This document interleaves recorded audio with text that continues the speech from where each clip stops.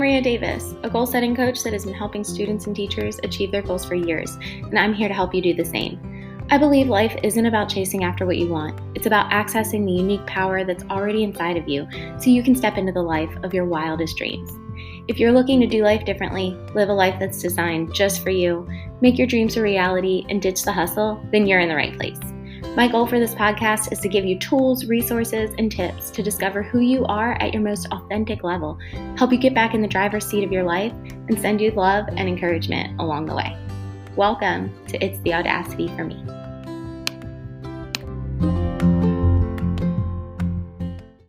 Hello, welcome back to It's the Audacity for Me. I am your host, Ria Davis, and I am so excited to share a whole bunch of stuff with you. Today's episode is about setting boundaries and how it isn't just saying no and what you can do instead. But before we dive into that, I wanted to let you guys know that I am making some changes to my website. So I am looking at launching a course in August, and the wait list is live for that. So if you want to know more information, the course is titled Unlocking Alignment, and I will definitely be sharing more about that on the podcast as I work on things and develop it. But I wanted to let you know that the page on the website for the waitlist is open. It is live. So if you want more details about it, you can go check it out. I'm also working on a free resource with an audio training that I think I'm going to put as podcast episodes, but I'm going to play around with that idea. So there's just a lot of exciting things going on. If you haven't already, please check out the website. It is hippiewood.com, HIPPIE, then WOOD, like wood.com. And you can see all the new and exciting stuff over there. And you can also find links to my Instagram. I think there's links to my TikTok on there and the Facebook group for this podcast, as well as the Facebook page for the company Hippiewood. So super excited about that. Another thing that will be on the website is an opportunity for one-on-one coaching.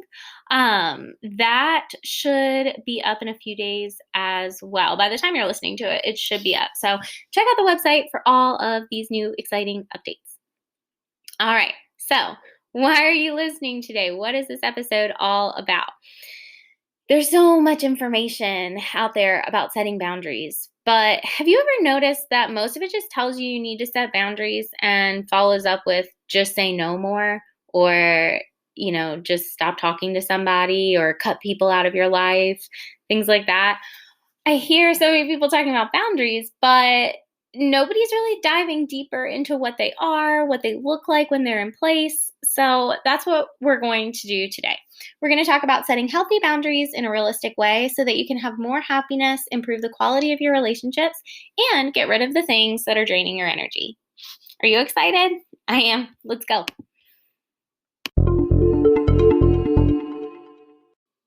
There's a few mistakes I see people make when they are talking about setting boundaries or when they're setting boundaries. But before we talk about that, I want to talk about why you even need to set them to begin with. What are boundaries and why do you need them? Because if you don't understand what they are and what they look like, the popular advice of just say no more makes sense. So why do you need boundaries? They give you autonomy over your life. So they put you in charge of what happens to you. And I want to give you the example of, let's imagine your dream life for a second. Let's say you're moving into a brand new, never in a million years did you think that this would happen, dream home. It's beautiful. It's everything that you wanted. So you're moving in. Are you going to take your clothes from high school that are full of holes and stains and don't fit you? Are you going to take that Halloween costume that you wore once and you never intend on wearing again just for it to sit in a closet and junk up this new house? Or are you going to clear out the crap and fill your brand new home with things that actually serve you? You can't wear those clothes that don't fit you, and the box of yearbooks aren't serving you. However, The clothes with the holes and things, you can get rid of that. That's not serving you. You can cut that out of your life. But the box of yearbooks, maybe it's just a box of your old high school yearbooks in an Amazon box or whatever, and they're all dusty and they're dirty. You might not want to throw those away. I mean, maybe you enjoy looking at them. They might not serve a daily purpose or whatever, but you like looking at them occasionally. And so instead of storing them in the old Amazon box, when you move into this new dream home, maybe you take them and put them in a nice storage container and you clean them off, or you take them, you clean them off, you put them on a bookshelf to where you can look at them and actually use them occasionally. Now, this process of clearing out your crap can be a little bit messy, but it's pretty rewarding in the end. And that's where boundaries come in. So, the problem with the just say no idea, if you want to set boundaries, you kind of have to know what they are. And the word no doesn't really get to any deeper issues and can be unhealthy when you aren't understanding the deeper factors. And also, it's kind of like the high school yearbooks. I mean, you don't have to throw them away to make them useful. You can keep things in your life that you enjoy, but maybe not in an old Amazon box. So, anyway, if you say no, you're setting a boundary by just saying no. It doesn't really give you anywhere to go. So if you say no and someone crosses your boundary, what are you going to do then? Saying no is a really simple, easy solution, and it's a great starting point, but you have to at least think through it enough to know what to do if someone doesn't respect your boundary. All right, so another problem with saying no is if you're trying to set a boundary with someone that's close to you, you're going to come across like a not nice person. Choose whatever expletive you want to put in there. You're going to come across not nice if you just say no and leave it at that. So let's say you need to set boundaries with a friend that you feel like is taking up a little too much of your time or, draining your energy or whatever. You still want this person in your life, but not all the time. If you are just every time they ask you to do something or whatever, or every time they text you, you just reply with no, I mean, that's just not cool. So that's where that's a problem. And you may have been taught that setting boundaries means cutting people out of your life completely, or maybe putting up a wall between you and someone else. And I can understand why you'd think that. A wall is a boundary, but so is a line of trees. A privacy fence is a boundary. A picket fence is a boundary that you could see over, right? If your boundaries are just a wall, then it's going to be really hard to set and maintain healthy boundaries. Sometimes setting boundaries does mean building a wall, cutting ties, or putting significant space between you and another person or a situation, especially if they aren't willing to respect the boundaries that you put in place. But here's another mistake that I see people making when it comes to setting boundaries. So we talked about saying no and how that's not really enough. It doesn't get to the deeper issue, and it's just really not helpful. It's a great starting point, but past that, it's not that helpful. Another problem, or I guess mistake I see people making, is leaving their boundaries up to someone else. So if boundary setting isn't something that you've consciously thought about and you know what boundaries are in place where, then maybe you want to do a little journaling or maybe just sit on this for a little bit, because if you aren't setting your boundaries, you're leaving them up to someone else. And it's kind of like when there's that classic joke about like a couple in a relationship and one person's asking the other person where they want to eat and they don't know where they want to eat. It's just wishy-washy and irritating, right? And that person who's wishy-washy about where they want to eat is leaving that choice up to whoever they're with. And it's kind of the same thing, because when you leave your boundaries up to someone else and they decide to get a cheeseburger when you wanted chicken nuggets, you're going to be upset, and it's nobody's fault but your own. Sorry to say it harshly, but that's the truth. Leaving your boundaries up to someone else might also look like societal conditioning. So, if your boundaries are based on something that's outside of yourself, like what someone else wants you to do, then they really aren't good boundaries. Again, you're going to end up being miserable and you're not going to know why. And you're not going to feel like you have control or authority in your own life. You'll have a really hard time sticking to a boundary that you didn't want to set in the first place, and it could leave you with relationship problems and a low sense of self-worth. So there's a whole host of problems when you're setting boundaries around something outside of you. You really have to get to who you are and what you value to be able to set boundaries that are going to work for you. And when you leave your boundaries up to someone else, another example of that would be boundaries based on other people's judgment. So that might look like I'm only going to post on Instagram if it looks a certain way for this person, or something like that. If it's not authentic to you, you're doing something, or you're setting boundaries for yourself based around what you think that other people are going to think of you, or maybe what people have said in the past or something like that. But it leads to a ton of problems. You are easily manipulated because you are putting all of your worth and all of your power into someone else, into their judgment, into what they think of you. So you're going to have a low sense of self, you're going to have low confidence and a lack of worthiness and so much more. And I don't want that for anyone. So we need to be setting boundaries. I hope that I have made that clear, and I hope that I was able to articulate the importance of why we need boundaries. So I'm going to take a quick little break, and when we come back, we are going to talk all about how to set those boundaries, what healthy boundaries look like, and how we can incorporate them into your life today. Be right back. So I guess at this point, you're ready for the good news. All of those problems can be avoided. That's why you want to set boundaries, right? So what do healthy boundaries actually look like?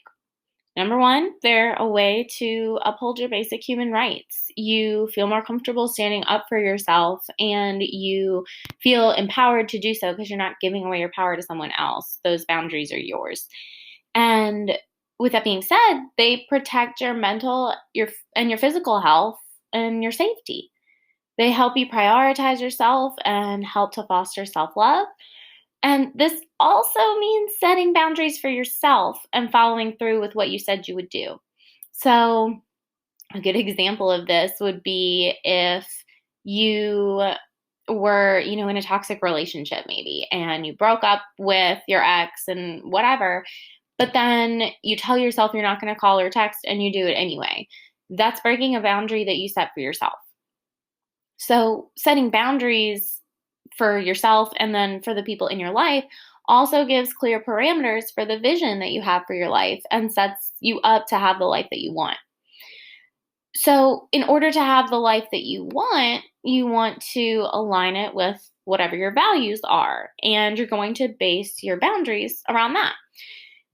You show people how you want to be treated, and your boundaries should reflect this. So if you don't want someone treating you a certain way, then you should have a boundary in place to make that clear that that's not okay. Some questions that you could ask yourself when you're trying to develop boundaries: look at what you value. And if you don't know, maybe just really think on it. What do I value? A good example would be in our house with my kids. We value kindness. That's something that we talk about all the time. And so our boundaries for ourselves is we are going to act kindly. You can see it as rules, but when we talk more about what boundaries can look like, you'll see that it's not a hard and fast all or nothing thing with boundaries. All right. Also, you can ask yourself, who do you want to be? What do you want your life to look like? What are your goals? Imagine your dream life and what you value and align your boundaries with those. Once you have clarity on all that, you can enact boundaries in any area of your life. You can base it around your goals, set boundaries with yourself there. You can use boundaries if someone is infringing on your values, your time, or your space. Or maybe it's someone that you enjoy spending time with, like those high school yearbooks I talked about earlier, but they maybe just drain your energy. So, the high school yearbooks, you don't want to have to keep pulling them out of an Amazon box to clean every year and then not be able to see them when you want to see them.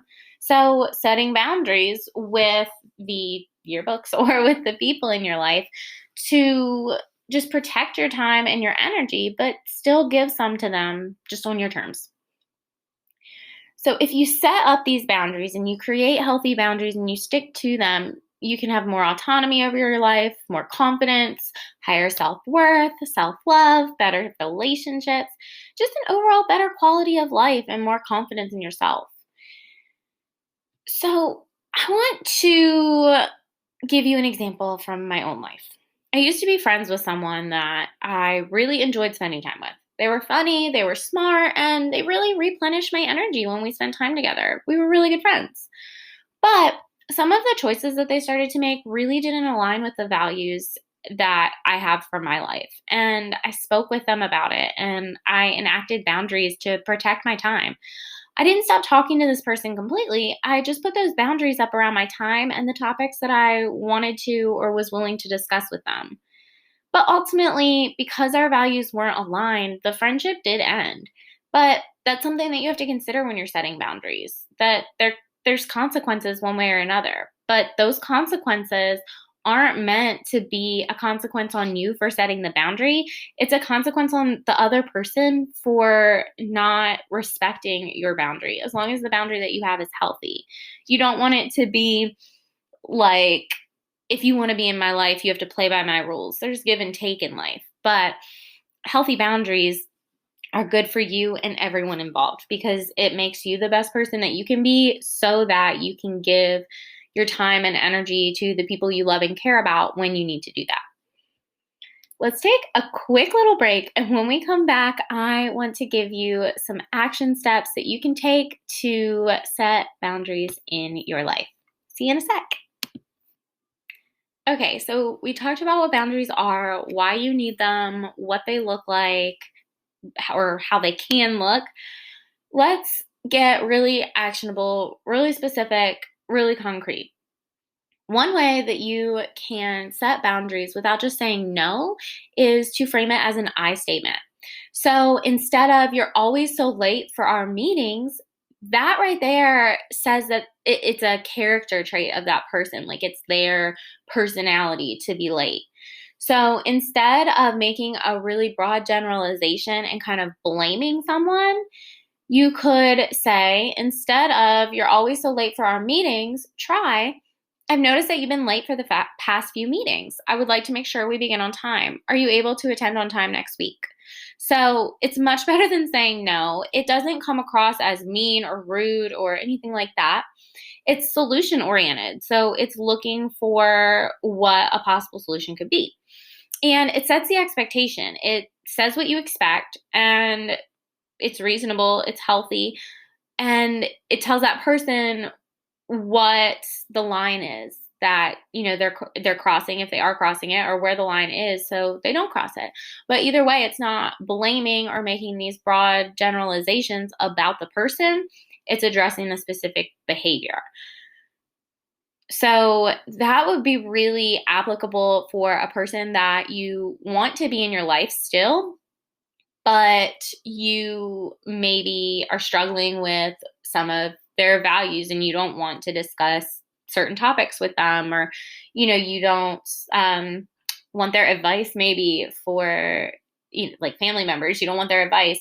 So you can set that up and just say, "I've noticed that you really like to give me advice about my weight and comment on my weight when we spend time together. I love to spend time with you, but that's not a topic that is healthy or, that I'm willing to discuss, or, however you want to phrase it.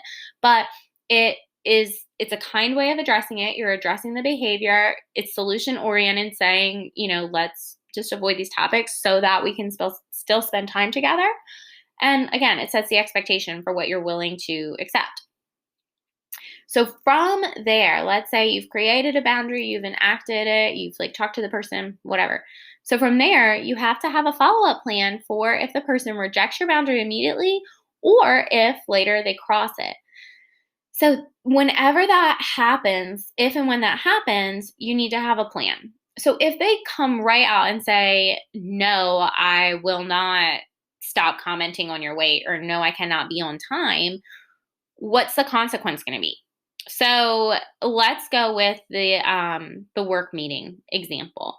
So your consequence, if they come back and say, "No, I won't be able to attend on time," you could ask why, or maybe they'll give you a reason, but say, and you can judge based off what their answer is or whatever, but you can say, "Well, I really need you to be on time, and that's an expectation for your position. If you're not able to be on time, I'll need to find somebody that can." So you're just giving them what the consequence is. It's not revenge. You're not punishing them for their behavior. You're just telling them what's going to happen, how you're going to protect yourself if they choose not to do whatever you're asking.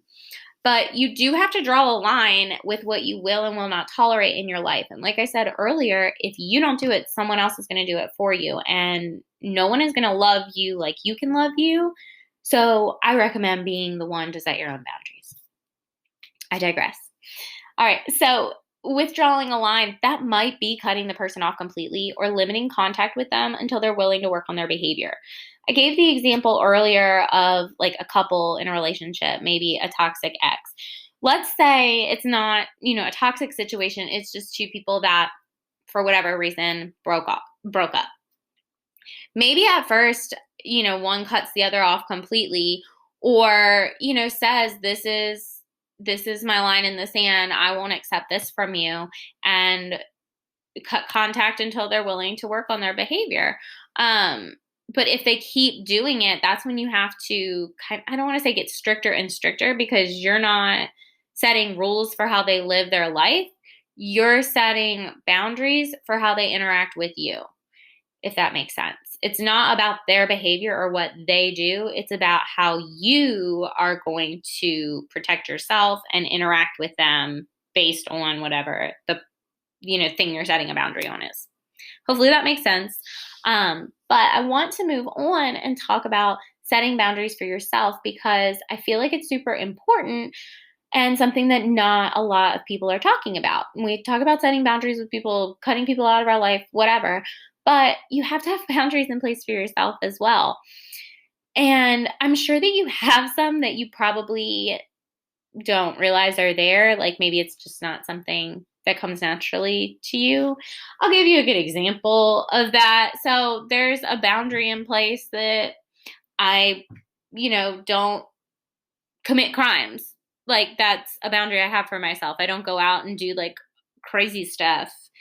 I don't want to say crazy stuff, but you know what I mean? Like I'm not going out, doing something audacious or doing something mean to someone. And that's a boundary I have in place for myself. But that wasn't something that I really like consciously thought about. That's just not in my nature. But a boundary that I did have to set for myself was the kindness thing I was talking about earlier with my kids.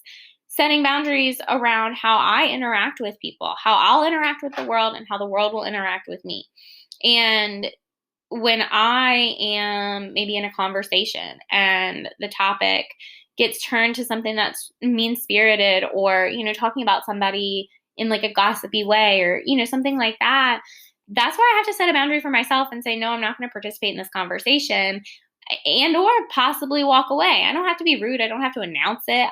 You can be real covert. You don't have to announce your boundaries that you have for yourself, but you should have a standard for yourself of how you're going to live your life. And that varies for everyone. But again, align it with your values, align it with your purpose, align it with your highest self, your best self.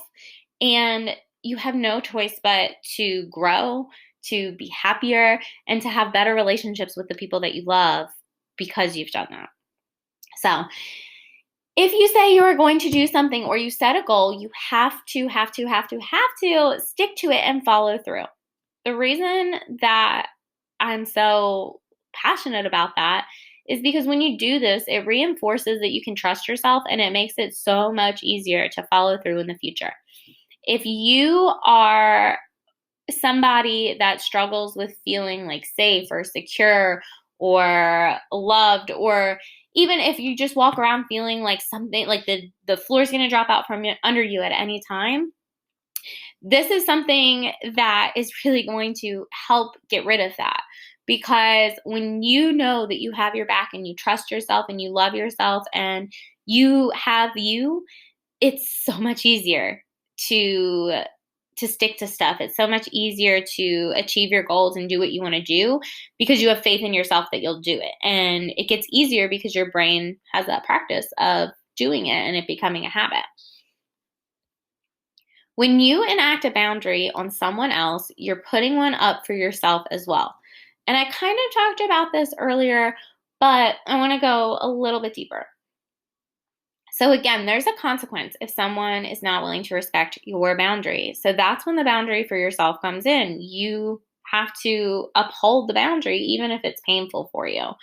Because the thing about it is you're not allowed to set rules for someone else that you won't follow yourself. And we said earlier, I mentioned about rules and boundaries. You're not setting rules for someone else when you're setting a boundary. You are not setting rules for someone else when you are setting a boundary. I just want to make that perfectly clear because no one has any right to set rules for someone else. What I am saying, though, is you're setting a boundary. You are handling yourself. You're taking responsibility for your thoughts, your actions, all of that when you set a boundary. I really hope that makes sense because it's not about telling someone else what they can and cannot do. It's about how you'll act when they do or don't do something.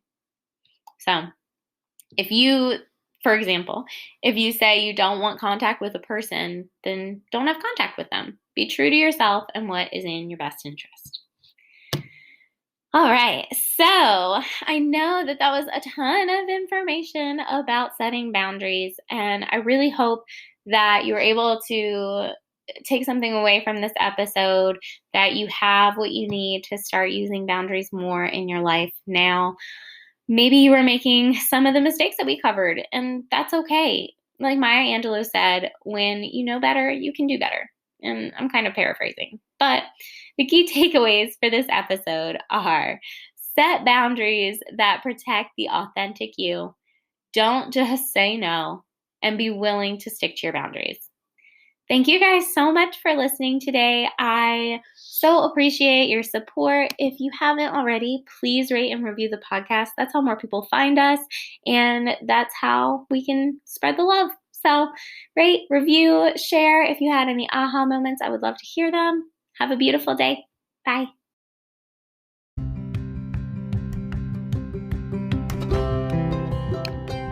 Thank you so much for pressing play today. If today's chat inspired the audacity in you, make sure to subscribe so you never miss an episode. And be sure to leave a rating and review on iTunes to spread the love and help more people find the show. If you aren't already, be sure to follow me on social media so we can connect. Just choose your preferred platform. My links are all down below. Have a beautiful day, friends.